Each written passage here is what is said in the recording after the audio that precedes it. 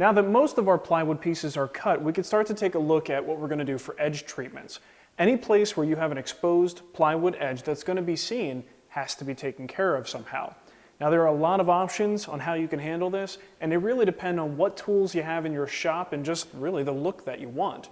Now the quickest, easiest way to handle that is with some sort of edge banding, a veneer like this for instance, the very thin veneer, and this one actually has glue already on it, and it's a heat activated glue. So essentially you put this on the edge, or correctly here, you would put this on the front edge and iron it on. And the heat activates the glue and you just roll it on, and that's really it. You just trim the little bit of extra material and you're done. Now, some people don't like this because the iron-on material, sometimes depending on whether it's a good quality material, may come off in the future. So there's another option, and this is the one that I'm going to use. That is to use actual solid wood. This is 1/4 inch thick walnut that I'm going to attach to all the exposed edges. Now the advantage of this is, number one, it's more durable. It's probably not going to come off at any time. And because it's actually 1/4 inch, you can give a little bit more of a substantial profile to it if you wanted to round it over, maybe put on a little chamfer or something like that. Now the difficulty here comes in where if you don't have a table saw, this becomes a very difficult thing to make in the shop. When you buy your lumber, you're probably going to wind up having, if you're limited in tooling and you don't have a jointer and planer, you're going to have to buy your stuff pre-surfaced. And when it's pre-surfaced, still, it's really only going to be about 5 or 6 inches wide at the most. Now trying to balance a circular saw on here is going to be really tricky, and trying to use a jigsaw, you can do it, but it's going to be a rough cut, and especially on the ones that are really long, it's going to get hairy. So just keep your mind open, look at all your options, go to your local hardwood dealer. A lot of times they sell edging strips that you could pick up, buy them pre-milled. You could have, if you have a friend, you could always have someone else help you cut these. But either way, you do have options. Just keep in mind that the plan is going to call for 1/4 inch strips of solid wood. So if you don't have this, you need to make an adjustment. Let's say you're going to use the very thin edge veneer. That's going to change the numbers for the actual width of the internal and the side structure vertical pieces. You're going to have to leave a little bit more material here because you're not taking up so much material with your edge banding. Now the other edging that we're dealing with here is the edging for the top and bottom, and this has to be quite a bit more substantial. You can see it's about 1.5 inches wide and 3/4 inch thick. Now what you could do for this stuff, again, your hardwood dealer could certainly mill this up for you, but a lot of dealers sell what they would call face frame stock, because normally that's about the size that you would use for a big cabinet, standard kitchen cabinetry, things like that, which have 1.5 inch face frame. So if you could buy some pre-milled face frame stock, you can get a whole bundle of this stuff, and it's really not that expensive, but all the milling work is done for you ahead of time. But this is exactly what you're going to need for all 4 sides of both the top and the bottom. You can see I've got my 4 cut already, and I cut mine from a full piece of walnut here. So if you have the table saw, that's going to be the way to do it. But again, just like the thin edge banding, this is just as dicey if you're going to be using a circular saw to make this cut. It's just really tricky to keep the saw balanced on such a small surface. So it's not really something that I recommend doing. And if you want this look and this is what you're going for, you may have to put out a few extra bucks for pre-milled material. But I really think that's the safest way to go. Now each one of our vertical partitions is going to receive a piece of trim in the front and one in the back. Now technically, you really only need to put it in the front because that's really all that anyone is going to see. But I don't know, for me it just bugs me knowing that there's an exposed edge in the back. Plus I like to have it as protected as possible. A plywood raw edge like this, the veneer can very easily just crack and pull off. So just for the longevity of the piece, I really like to have the front and the back covered. So I'll show you how I do one, and it basically is the same thing for all 4 of these. All right, so here's the plan. Nice bead of glue on that end.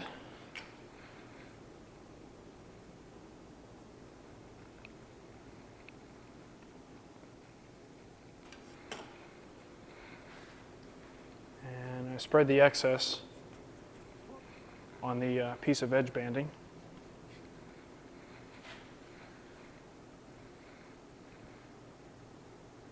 Okay, and I center the edge banding. Just use my fingers for reference there. And I get some blue tape. Now the blue tape, if you don't have a real good set of clamps, the blue tape could really be the only clamp you need. Okay, and just make sure it's attached at the center point here, and I pull both sides down with quite a bit of force. And that actually acts as a very quick clamp. So in a pinch, that's really all you need to do. Now obviously if you can clamp it down, that's a little bit better, but like I said, if you're in a pinch, that's not a bad option.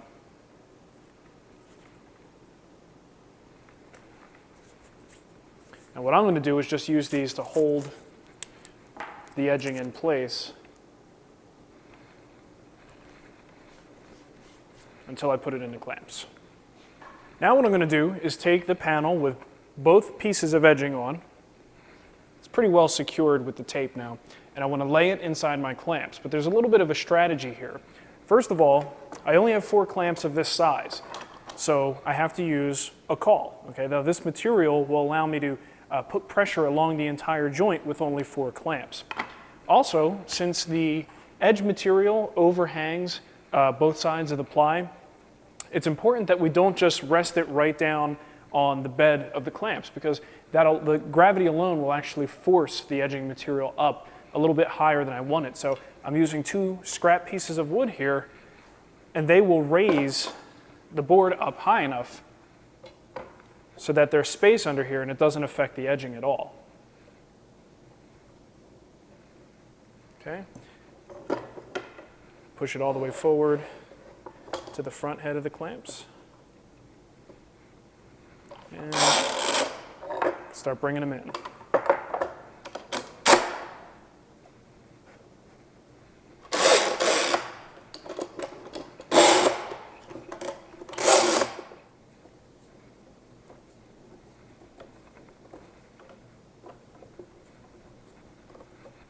And after about 15 or 20 minutes, I'll come back with a putty knife and I'll scrape away those droplets of glue. If you wait too long, they're going to get hard, and then you may wind up pulling wood fibers with it, which is never a good thing. If you start to scrape it off too soon, you may wind up spreading it into the grain, which is going to cause a problem for finishing. It's going to stop the finish from absorbing into those areas. So the other option is to use a wet sponge and try to clean it off that way. But again, that just really dilutes the glue and spreads it even further than if you just wiped it with a dry cloth. So I think the best option is to just let it get to the point that it skins over, which is about 15 or 20 minutes, and then we can easily scrape it off and it doesn't spread. Now I know some of you may be wondering, why not just use a brad nailer? It's a lot faster, right? Well, here's the thing with the brad nailer, it creates holes. And for me personally, the extra time that I spend with this clamping method is roughly equivalent to the extra time I would have to spend filling all those holes and sanding them back and still having to deal with the fact that there are filled holes in the face of this workpiece. So it's the ultimate quality at the end, I think, is better doing it this way, and it's really not a whole lot more work. What it may wind up taking is a little bit more time because you may not have enough clamps to do all 4 pieces in one shot. For me, it's worth that extra time to wait to have what I consider to be a better quality product in the end. Now with our 4 dados cut, it's time to think about the back panel. Now the back panel on a piece like this normally would just be full length, it would cover the whole thing, and it would probably be inset into a rabbet that goes around the entire perimeter. Now what we're going to do today is a perfect example of why I love doing this stuff. The fact that I can make a piece of furniture that suits my needs and does something that a manufacturer might never even think of doing, but it's a little creature comfort that makes a difference in how I utilize this piece. What we're going to do is, instead of one big panel, it's going to be 3 separate panels. The 2 on the outside are going to be pretty straightforward, just into a rabbet and flush with the back. Nothing special there. But the middle section is where we're going to change things up. I'm going to bring the back panel in about 4 inches. And I've already put a line here to mark exactly where that's going to go. So we'll have the back panel up here, creating a pocket in the back. Now, if you've ever installed wires behind a television set or tried to get one of these new low-profile TVs or low-profile pieces of furniture up against the wall, it becomes pretty difficult because in most cases, you've got a surge protector back there, which you should have for all of your high-quality components. And now how do you get this piece of furniture all the way up against the wall and really take advantage of the fact that you just bought this expensive flat panel television it doesn't make any sense. We buy these really thin TVs, but the furniture sticks out this far. So I want to minimize that as much as possible, and I want this piece of furniture all the way against the wall. So the way that I'm going to accomplish that is to build a pocket back here. And in this pocket is where you could put the surge protector. All the plugs for all the components will hide in this little pocket here, and you could push it right up against the wall. So again, it's just a great example of why we do the things that we do, because this is our piece of furniture. We could build it any way that we want it. And to me, I think this is a cool little feature that I'm really going to enjoy. Now the way that I'm going to cut the rabbet, and then also the groove that goes across here, and then another rabbet on this side, is using a plunge router and the edge guide. And I have a little straight bit in there. The reason I'm doing it this way instead of using something like this, like a rabbeting bit, is the plywood that I have is actually a little bit under a 1/4 inch, actually significantly under a 1/4 inch. So I don't really have the right size bearing that will get my rabbeting bit to work the right way and give me the right depth that I need. So a straight bit and an edge guide works just as well.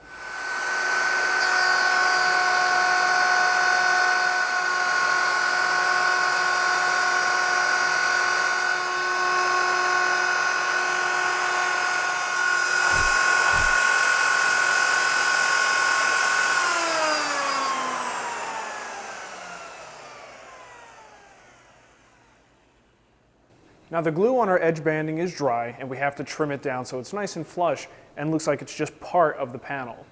Now there's a few things that you can use to do this, and it really depends on how much overhang you've given yourself. If you have a lot, you want to go right to a block plane. Set it pretty aggressively, just make sure you don't gouge your veneer, and start removing the material. Now as you get closer and closer to the surface, you want to back it off a little bit, so you take just very nice, light, thin shavings, really nothing very heavy. And once you get down even further, you don't want to really push your luck. So you want to go to something that's less aggressive and less prone to tear out, and a card scraper is going to be perfect for that job.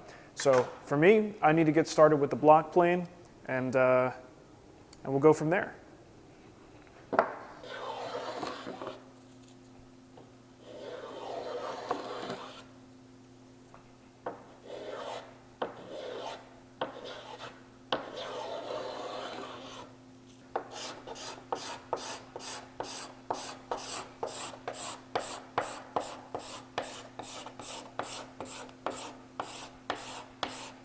Now the final thing to do is to trim these little overhangs with a flush cut saw. Now a flush cut saw is a very flexible blade with no set on the teeth, so that you could put it and register up against the surface without actually damaging the surface while you cut. So I'm going to use my fingers and let the blade slide under my fingers like this as I make the cut, and the side will register the blade in just the right location so it cuts this off perfectly.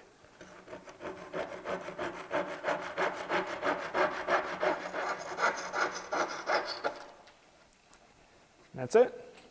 Now that the edge banding is on our middle pieces and our side pieces, we can continue this rabbet all the way around so that the back panel will sit in nice and flush.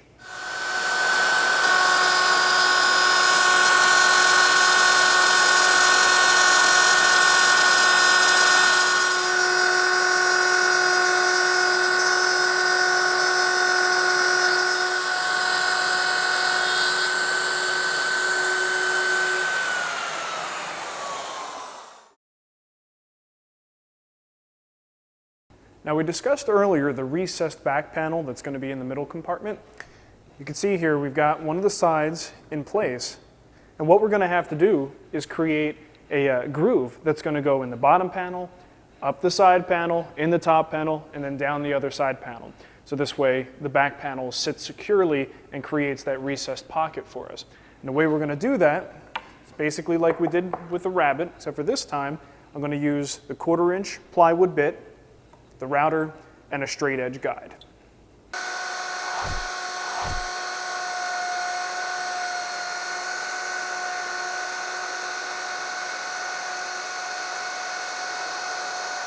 Now before you make the cut on the inside divider, you want to make sure that you double check yourself and make sure your orientation is correct, because it's very easy to mess up at this point.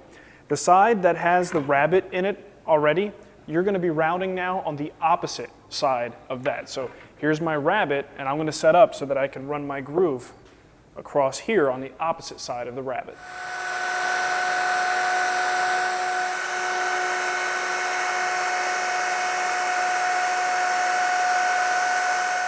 Now the final bit of routing to do is the groove that goes in the front for the sliding doors. It's one single groove that spans the entire distance, and it's set a little bit in front of the middle dividers, and then the ends, the actual end points of the groove are going to run right into this dado. So when we do this, we could set our straight bit and plunge down right into the dado and use the bottom of the dado as a reference because we want the same depth. Use it as a reference, and then we can start the router and go all the way across. Same setup though with the router with the edge guide and the straight bit.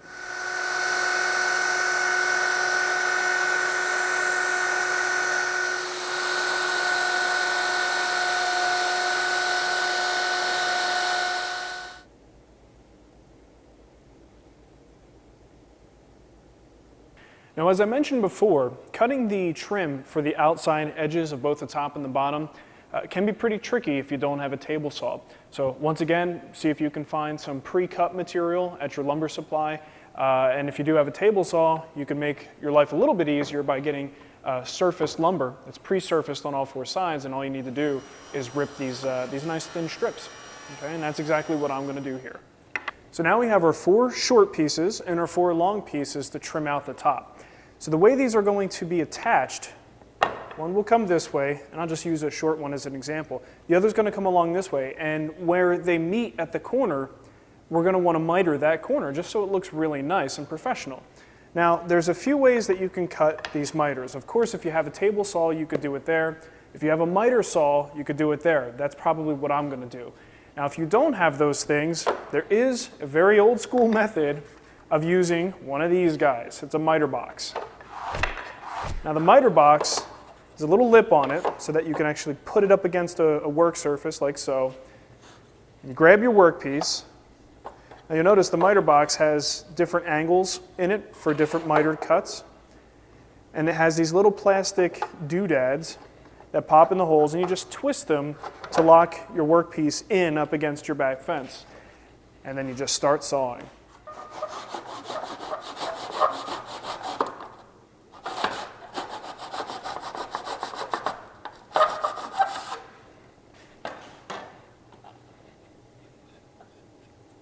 Now, regardless of how you make your cuts, it's very important to measure properly and make sure the marks are in the right locations. These things are actually a little bit tricky to get dead on. It takes a little bit of attention, so it's important to get them right from the beginning. Now, what I like to do is I start with a workpiece that already has a miter cut on it. Because really, if you think about it, you can cut one almost blindly. Just cut it near the end of the workpiece so you don't happen to cut it too short. If one is already cut, then I can use that for reference and line that up at the very corner. And now I really only have one corner here to worry about with the workpiece. If I try to measure them first or transfer the locations here on both sides and then go cut them both perfectly, it's actually just making more work for myself. So with one pre-cut, I line everything up, and then I transfer the location of the front right here. Now another thing I'll do is I'll make a line that shows the angle, because when you're up there, a lot of times you can sort of get disoriented in which direction to make the cut. So if I put a little pencil mark there now, I can't forget it. Now before you make the cut, it's not a bad idea to transfer this line all the way around. Because sometimes you get up to a miter saw or even your miter box, and sometimes you're more comfortable cutting in one direction or the other. So this way you've got your line on all sides. So whether you're cutting it this way, with the saw this way, or the saw that way, it doesn't matter. You've got a guideline to work from. So let's go make our first cut.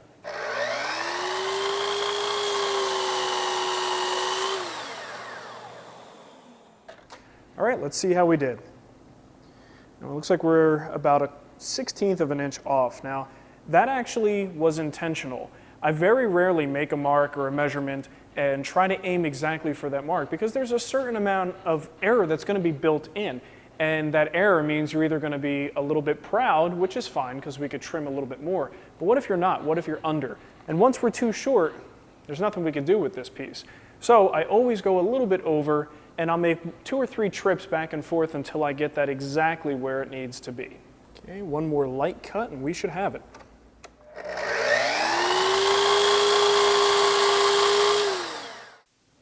That looks perfect. So this guy is done. I mark that with a number 1, and I mark this spot with a number 1, and that way I always have each part matched to each adjoining section. Okay, we'll do the same thing for the rest of them.